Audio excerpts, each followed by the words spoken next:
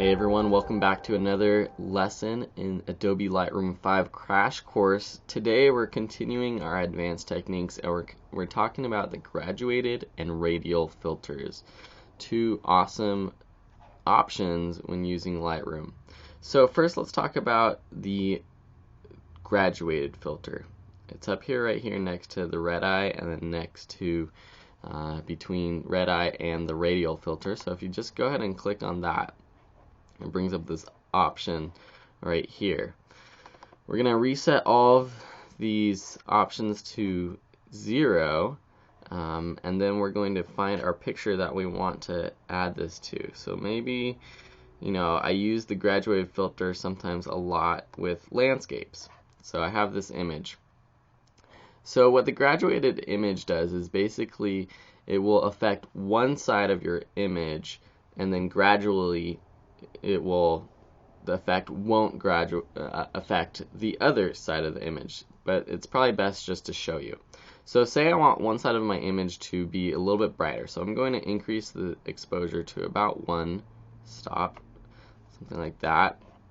And then when I have this selected, the mouse turns into this plus sign, and then you just want to click and drag. And as you can see, the top part of my image is brighter because the exposure is up 1.06, and the bottom half is not affected. The more I increase this, I'm still clicking and dragging, the more graduated it is, the more, I guess, feathering it has.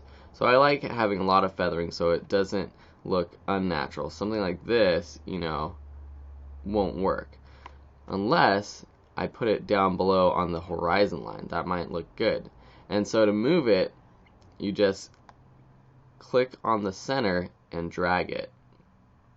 So if I put it on the horizon side, it doesn't look bad actually, because that's a good point in my picture for a graduated filter. I can increase this even more, or if I want, I can even decrease it depending on what look I'm going for. And so that you can change all sorts of settings. I can add saturation. I can change the color temperature if I want to make it more warm. If I want the sunset to be, a really warm sunset. Clarity, I can make more clear, or I can make a little bit more blurry. Same with contrast, more contrasty or less contrasty. Sharpness, all of these things you can affect. That's with the graduated filter. If you want, you can go and click on the center line and rotate it. So as you can see here, this is really dramatic. But on the right side, you have the affected area, and the left, the original photo. But I like how it was with the horizon line.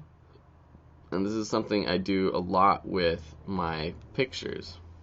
To get rid of it, you can, while you have it selected, you can just press delete.